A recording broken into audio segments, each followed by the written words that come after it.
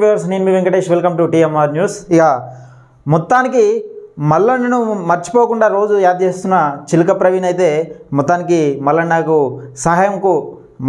సహాయం చేయడానికి ఎమ్మెల్సీ ఎన్నికల ప్రచారానికి ఇక మరి ఎక్కడెక్కడ తిరుగుతుందో తెలియదు, కానీ మొత్తానికి తిరగడానికి ఒప్పుకున్నాడు. తిరగడానికి ఇవాళ మార్నింగ్ న్యూస్లో కూడా చెప్పిండు. అది ఏంటిదంటే, నిజంగా గతంలో కూడా ఎన్నికల ప్రచారంలో భాగంగా నిజంగా మరి ఏ పార్టీ కోసం తిరిగిండో తెలియదు, మరి ఏ పార్టీని ఖతం చేసిండో తెలియదు, కానీ 3 జిల్లాలు 4 జిల్లాలు తిరిగినా అంటుండు. మరి ఇప్పుడు కూడా ఎమ్మెల్సీ ఎన్నికల ప్రచారం కోసం నిజంగా మరి బీఆర్ఎస్ పార్టీని బలపరచడానికా లేకపోతే మల్లన్నను గెలిపించడానికా తెలియదు, కానీ ఎన్నికల ప్రచారానికి దిగుతా అని అంటున్నాడు. మరి ఆయన మాటలు వినే ముందు ఇక గౌరవంగా మాట్లాడుతాం కొంచెం, ఎందుకంటే ఈయన మాటలు కామెడీ ఉంటాయి. అట్లా ఈయన న్యూస్ చూస్తే కామెంట్స్ పెడితేనే మొత్తం ఇట్లా ఏదంటే మన కుక్క కరిచిన మనిషి ఉంటాడు కదా, టీటీ ఇంజెక్షన్ వేసుకోకపోతే అట్లా రియాక్ట్ అయిపోతాడు. ఒకసారి వినే ప్రయత్నం చేద్దాం, ఏమంటాను అనేది తెలుసుకునే ప్రయత్నం చేద్దాం. ఆ వీడియోని అయితే ఎక్కువ మందికి షేర్ చేయండి, లైక్ చేయండి, మీ అభిప్రాయాన్ని కామెంట్ రూపంలో తెలియజేయండి. తప్పకుండా మన ఛానల్ మొదటిసారి చూస్తున్న ఎవరైతే ఉంటారో సబ్స్క్రైబ్ చేసుకొని నోటిఫికేషన్ ఆన్ పెట్టుకోండి. ఇక దాన్ని ఒకసారి చిలకన్నా ఉప ఎన్నిక ఉన్నది ఈ నెల 27వ తారీఖు ఉన్నది. ఆ ఉప ఎన్నికకు సంబంధించి ఒక వారం 10 రోజులు మనం వాహన యాత్ర ద్వారా గ్రాడ్యుయేట్స్ లో చైతన్యం కలిగించడానికి, అదే విధంగా ముఖ్యంగా చెప్పాలంటే ఒక బ్లాక్ మెయిలర్, ఒక నయవంచకుడు, ఇక నువ్వు ఉన్నది లేనిది ఉన్నట్టు వాళ్ళకి చెప్తేనే అర్థమైపోతుంది. వాళ్ళకు తెలంగాణ ప్రజలకు అర్థమవుతుంది. ముఖ్యంగా మళ్ళీ చదువుకున్న వాళ్ళు గ్రాడ్యుయేట్స్ అంటే తీన్మార్ మల్లన్న ఎలాంటి కార్యక్రమాలు చేసిండు, నిజంగా తీన్మార్ మల్లన్న ఎలాంటి సహాయాలు చేసిండు, పేద ప్రజలకు ఎట్లా అండగా నిలిచిండు, తీన్మార్ మల్లన్న బీఆర్ఎస్ పార్టీ పైన ఏ రకంగా కొట్లాడిండు అనేది తెలంగాణ ప్రజలందరికీ తెలిసే. తీన్మార్ మల్లన్న బీఆర్ఎస్ పార్టీని గద్దెదించడంలో కీలక పాత్ర పోషించిండు. నిజంగా అల్పేరైన పోరాటం చేసిండు. దాదాపుగా 72 కేసులు పెట్టిన 100 రోజుల జైలు జీవితం గడిపినా కానీ బీఆర్ఎస్ పార్టీని వదలకుండా బీఆర్ఎస్ పార్టీ అవినీతి అక్రమాలను బయటపెట్టినని తెలంగాణ ప్రజలకు మొత్తం తెలుసు. దాదాపు చదువుకున్న మేధావులందరికీ తెలిసే. నువ్వు అక్కడికి పోయి ఉల్టా చెప్తావు, రివర్స్ చెప్తావు కదా. ఎట్లా వాళ్ళకి ఆమార్థం అర్థం కానీ మిత్రుడు ఎక్కడి నుంచి వచ్చిండ్రా నాయన అని వాళ్ళు ఎట్లా మల్లన్నకే ఇస్తారు. అంగిలాగు అనే ఒక సిద్ధాంతం అని చెప్పి 100ల కోట్లు దోచుకొని అన్ని వర్గాలలో ఉన్న ప్రజలను మోసం చేసినోడు. ఇక చూడరా, తీన్మార్ మల్లన్న ఇప్పుడు అధికార పార్టీలో ఉన్నాడా ప్రతిపక్షంలో ఉన్నాడా? 10 సంవత్సరాలు కేసీఆరే కదా అధికారంలో ఉన్నది. తెలంగాణలో కేసీఆర్ అధికారంలో ఉన్నాడు కదా. ప్రతిపక్షంలో ఉండి నిజంగా క్యూ న్యూస్ వేదికగా ఒక ప్రతిపక్ష ప్రశ్నించే గొంతై బీఆర్ఎస్ పార్టీని ప్రశ్నిస్తున్నప్పుడు తీన్మార్ మల్లన్న అక్రమంగా అవినీతిగా 100ల కోట్లు సంపాదిస్తే కేసీఆర్ అనే వ్యక్తి ఊరుకుంటాడు ఎక్కడన్నా? అధికారంలో ఉండి హోంశాఖ దగ్గర పెట్టుకొని నిజంగా తనను ప్రశ్నిస్తున్న తన ప్రభుత్వాన్ని వైఫల్యాన్ని ఎండగడుతున్న వ్యక్తిని ఊరుకుంటాడా ఎక్కడన్నా? వట్టిగా జైలు పాలు చేయకుండా ఊరుకుంటాడా? నిజంగా తన శిక్ష పడకుండా ఊరుకుంటాడా? ఏం మాట్లాడతావు? ఏమైనా మాట్లాడితే అర్థం ఉండాలి. ఓసారి 200 కోట్లు అంటావు, ఓసారి 400 కోట్లు అంటావు. ఏంది అది? కొంచెమైనా నమ్మటట్టు ఉండాలి. అది తెలంగాణ ప్రజలందరికీ తెలిసే. ఎందుకంటే గత కొన్ని రోజులు ఓ ఎడ్డోడా మొన్నటిదాకా బీఆర్ఎస్ పార్టీ ఉండే, మరి 100 కోట్లు సంపాదించగా కేసీఆర్ ఏం చేసినా అడగారు. ఎవడైనా అడుగుతాడు. నువ్వు 100 కోట్లు సంపాదించగా కేసీఆర్ ఏం చేసిండ్రా నాయన? ఇప్పుడు వచ్చి నువ్వు 100 కోట్లు సంపాదించు, భూములు సంపాదించు, జాగాలు సంపాదించిన అని వరుతున్నావు కదా. మరి 100 కోట్లు సంపాదించగా ఒక సామాన్యుడు 100 కోట్లు సంపాదించగా కేసీఆర్ ఏం చేసిండు? కేసీఆర్ను గంత గట్టిగా ప్రశ్నించినప్పుడు కేసీఆర్ ఏం గుడ్డిగుర్రాల పనులు గిట్లా దోమిండా లేకపోతే ఏం చేసిండని అడుగుతారు కదా. ఇది నమ్మశక్యమైన నిజమేనా? తీన్మార్ మల్లన్న 100 కోట్లు సంపాదించినంటే పొద్దున్న లేచి తీన్మార్ మల్లన్న పేరు చెప్పుకొని బతకడానికి తప్పితే ఏమైనా ఆశ ఉన్నది అందులో? ఏ రకంగా 100 కోట్లు సంపాదిస్తాడు? కాంగ్రెస్ వచ్చి 5 నెలలు అవుతుంది. తీన్మార్ మల్లన్న అంతకుముందు ఎమ్మెల్సీ కాదు, ఎంపీ కాదు, ఏ రకమైన పదవులు లేవు రాజకీయ పరంగా. ఏ రకంగా ప్రజల సొమ్ము దోసుకున్నది బీఆర్ఎస్ పార్టీ కదా. అది చెప్పాల్సింది పోయి రివర్స్గా మల్లన్న దోసుకున్నాడు, మల్లన్న 100 కోట్లు దోసుకున్నాడు. నీ వ్యక్తిగతంగా విమర్శించడం కోసం యూనిస్ అనే ఒక ఛానల్ పెట్టుకొని తీన్మార్ మల్లన్న పైన దుష్ప్రచారం మొదలు పెడుతున్నాం. అంతే తప్పితే తీన్మార్ మల్లన్నకు సంబంధించి నీ దగ్గర ఎలాంటి ఆధారం లేదు, తీన్మార్ మల్లన్నకు సంబంధించి అక్రమాస్తులు ఉన్నాయని నీ దగ్గర ఎలాంటి ప్రూఫ్ కూడా లేదు. కానీ ఒక యూనిస్ అనే వేదిక పెట్టుకొని ప్రజలను మభ్యపెట్టడానికి, ప్రజలను మైండ్ డైవర్షన్ చేయడానికి, నిజంగా తీన్మార్ మల్లన్న ఇమేజ్ డ్యామేజ్ చేయడానికి ఒక డ్రామా ఆడుతున్నాం అంతే. ఇది నీ దగ్గర ఏమైనా ఆధారాలు ఉంటే చెప్పు. ఇక్కడ ఇన్ని కోట్లు సంపాదించిండు, వీళ్ళ ఇన్ని భూములు ఉన్నాయని ఒకసారి ఆధారాలు చూపెట్టేదన్నా. నువ్వు ఎన్నికల ప్రచారానికి పోదరే ప్లస్ పాయింట్ అవుతుంది తీన్మార్ మల్లన్నకు. నువ్వు పోవాలి, వాళ్ళను మోసం చేసి 100 కోట్లు సంపాదించుకొని నిరుపేదలాగా ఇంకా నమ్మబలుకుతూ ప్రజల్లో నిరుపేదలాగా ఇంకా నమ్మబలుకుతున్నాడే తీన్మార్ మల్లన్న. 1.5 కోటి ఆస్తిని తనకున్న 1.5 కోటి తన పేరు మీద, తన భార్య పిల్లల పేరు మీద ఉన్న ఆస్తిని 1.5 కోటి ఆస్తి రాసిచ్చిండు. మీ కేసీఆర్ రాసిచ్చిండా, మీ కేటీఆర్ రాసిచ్చిండా? అది అడగవు. అక్కడ కాళేశ్వరం గుంగిపోయింది, అది అడగవు. 100 కోట్ల భూములు అక్రమంగా నిజంగా బినామీల పేరు మీద 100 కోట్ల భూములు సంపాదించినవు, అది అడగవా మరి? అది చెప్పినవా? ఈయననే అంటాడు కాళేశ్వరం మొత్తం అందులో మట్ల పోతురు తీసుకుపోయి పైసలు నేను అంటాడు. మళ్ళీ కాళేశ్వరం కాకుండా, కాళేశ్వరమే కాదు ఇంకా మస్తు బ్యారేజీలు ఉన్నాయి, కాళేశ్వరం ఒక్కడే చూపెడతారని ఈయన అంటాడు. మళ్ళీ నీ బీఆర్ఎస్ పార్టీకి జోకుడు ఏందో నాకు అర్థమవుతలేదు. మరి తెలంగాణ ప్రజలకన్నా అర్థమైంది, ఈ డబ్బా ఛానల్ ఏందో నాకు తెలుస్తలేదు అసలు. తిరుగుతున్న తీన్మార్ మల్లన్న అనే ఒక నయవంచకుణ్ణి ఓడించాలి, అందుకోసము వాహన యాత్రను ఈ 19 లోపు డిజైన్ చేసినాం. 3 జిల్లాలలో ఈ వాహన యాత్ర ఉంటది. మాతోటి కలిసి వచ్చే వాళ్ళు, మాతోటి వాహన యాత్రలో పాల్గొనాలనుకునే వాళ్ళు నీతోనే కలిసి వస్తారు. అట్లా ఎలాంటి వాళ్ళు వస్తారు అనేది నీ భాష, నీ లాంగ్వేజ్, నీ జర్నలిజం ఎటువంటి వాళ్ళు వస్తారు అనేది కామెంట్ రూపంలో చెప్తారు అట్లా జనాలు. 40 కోట్ల రూపాయలు ఎక్కడి నుండి వచ్చినాయి అన్న, మల్లన్న పుల్లన్న ఎల్లన్న అని వాడినా. ఈయన కామెంట్ చదవమని కామెంట్లోకి పోతాడు. అసలు అలా ఈయన ఛానల్ని ఈయనకే ఆపోజిట్ పెడతారు. నువ్వు వాడి భాష ఏంటిది, నువ్వు జర్నలిజం చేస్తున్నావా, ఏం చేస్తున్నావు, చిన్నపిల్లలకు అభ్యంతరంగా ఉంది, ఇంట్లో వాళ్ళు చూడలేకుండా పోతారు. ఆ తీన్మార్ మల్లన్న జోకడం తప్పితే, తీన్మార్ మల్లన్న పేరు చెప్పుకొని బతకడం తప్పితే నువ్వు వేరే ఏం లేదు అని ఇలా కామెంట్లో పెడతారు. చూడండి, జై మల్లన్న అని పెట్టాను ముందు. అంటే నువ్వు జై కేసీఆర్ ప్రాంతీయ పార్టీలు కావాలంటే ఎడ్డిగొర్రె కాదు, కానీ వాళ్ళు జై మల్లన్న అంటే ఎడ్డిగొర్రెలు అవుతారా?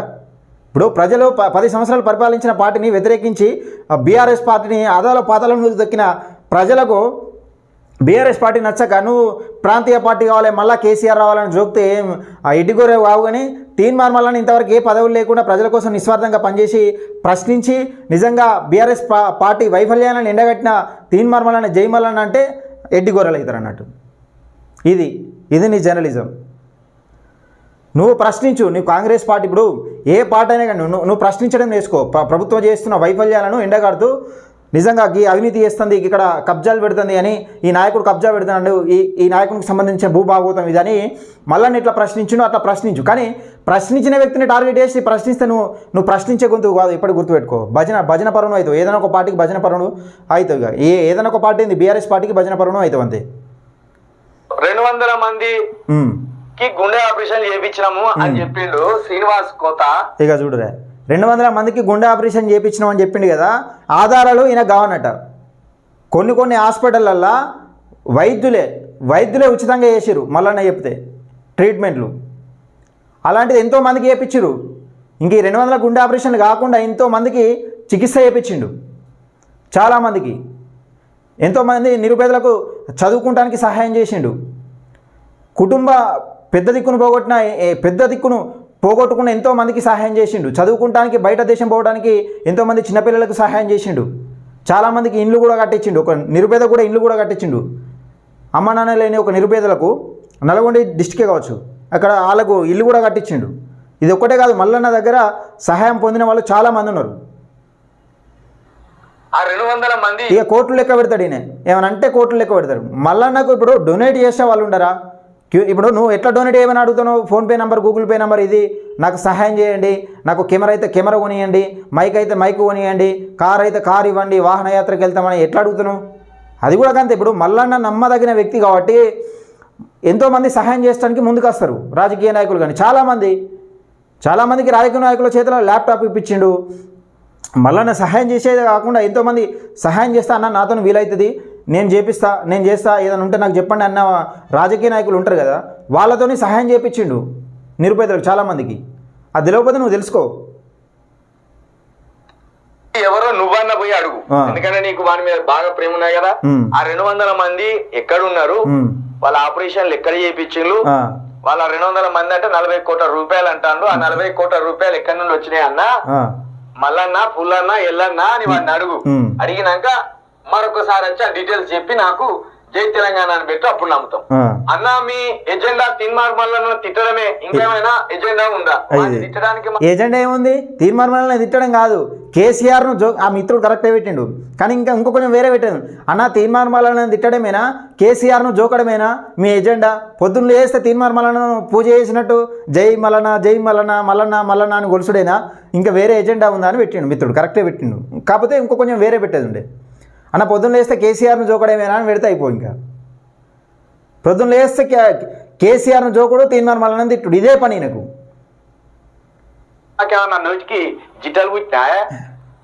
ఈ జిట్టలు ఎవరు కుట్టినా అనేది అర్థమవుతుంది కదా. జిట్టలు ఎవరు కుట్టినాయి? నిజంగా పొద్దున్న లేస్తే తీన్మార్ మల్లన్న పేరు ఎందుకు తీస్తాను అనేది అర్థమవుతుంది ప్రజలకు. చెప్తున్నా అబద్ధాలను మేము చెప్తుంటే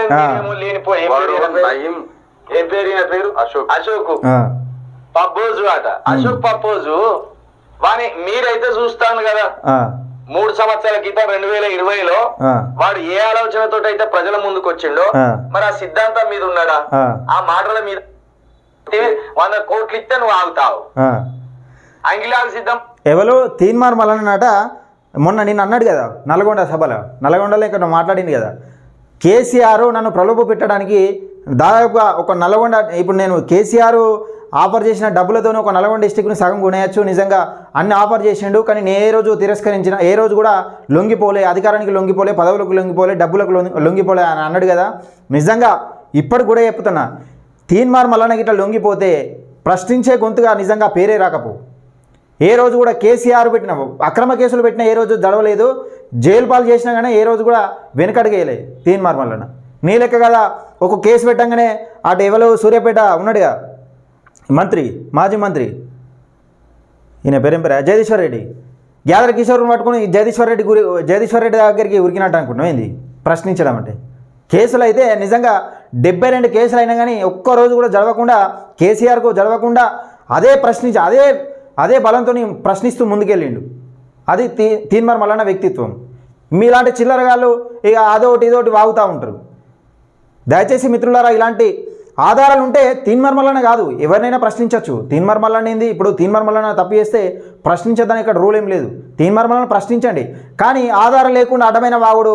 ఈయన ఏమంటాడు ఆ మధ్యలో, ఈయన దాడి జరిగిన తెల్లారి వాడేమన్నా పట్టుకొచ్చి ఏమంటాడు, అరే మళ్ళీగా నువ్వు మురికివాడలు ఉంటాయి కదా, దళిత వాడలు ఉంటాయి కదా, ఆ చివరకు ఆ గొద్దలు తినరా బాబు అంటాడు. గీ లాంగ్వేజ్ నువ్వు జర్నలిజం గీదా అని ఏదైనా ఉంటే పర్ఫెక్ట్గా ఒక సబ్జెక్టుతోని వ్యక్తికి నచ్చేటట్టు, తెలంగాణ యాస అయితే తెలంగాణ యాసలనే ఎంచుకో, ఒక వ్యక్తికి నచ్చేటట్టు. నిజంగా తీన్మార్ మల్లన్న ఇలాంటి వ్యక్తి అనే ఆలోచన కలగాలి, అలాంటి జర్నలిజం చేయాలి. ఈ సర్వం లండు బూతులు మాట్లాడుకుంటే ఎటుపడితే మాట్లాడుకుంటే ఇది జర్నలిజమా? నేను పాదయాత్ర చేస్తా, నేను ఆటో యాత్ర చేస్తా, వాహన యాత్ర చేస్తా, ఎవరి కోసం చేస్తున్నావు? నువ్వు బీఆర్ఎస్ పార్టీని జోకడానికి చేస్తున్నావు అని తెలియదా? ఎవరు లాస్ట్కి వస్తే ఎవరికి ఏమంటావు? అసలు వీళ్ళ కాన్సెప్ట్ ఏంటంటే, ఇప్పుడు ఎవ్వరు కానీ తీన్మార్ మల్లన్న టార్గెట్ చేసిన వాళ్ళు, సరే ఈ వ్యక్తి మంచోడు, ఈ వ్యక్తి మంచోడు కాదు, తీన్మార్ మల్లన్న ఇప్పుడు ఇన్ని కోట్లు ఉన్నాయని వీళ్ళు చెప్తా ఉన్నారు కదా. తీన్మార్ మల్లన్న దగ్గర ఇన్ని కోట్లు ఉన్నాయనుకో, సరే నువ్వు ఈ తీన్మార్ మల్లన్న వ్యక్తిగతంగా మంచోడు కాదు. ఇప్పుడు సరే ఒక వ్యక్తి అందరికీ నచ్చాలని రూల్ ఏం లేదు. ఇప్పుడు 100 మందిని ఉంటే 70 మందికి నచ్చినా 30 మందికి నచ్చకపోవచ్చు. కానీ గ్రాడ్యుయేట్స్ ఏ అభ్యర్థిని ఎన్నుకోవాలి? ఈ క్లారిటీ ఇవ్వరు. ఎంతసేపు ఇలా టార్గెట్ ఏంటంటే యూట్యూబ్లో వ్యూస్ కోసం తీన్మార్ మల్లన్న టార్గెట్ చేసి తిట్టాలంతే. వీడోడు ఉన్నాడు, వాడోడు ఇంకోడు పుప్పాల, వాని సంగతి కూడా చెప్తా. వాడు కుక్క కరిసిన, మన ఎర్రి కుక్క కరిస్తే ఎట్లా ఉరుతాడో అది ఉర్రేది ఉరుతాడు అంతే. ఆడు జర్నలిస్టులను టార్గెట్ చేసే తిడతా ఉంటాడు. వాని దగ్గర సబ్జెక్ట్ ఉండేది, మనం ఉండేది దాని దగ్గర.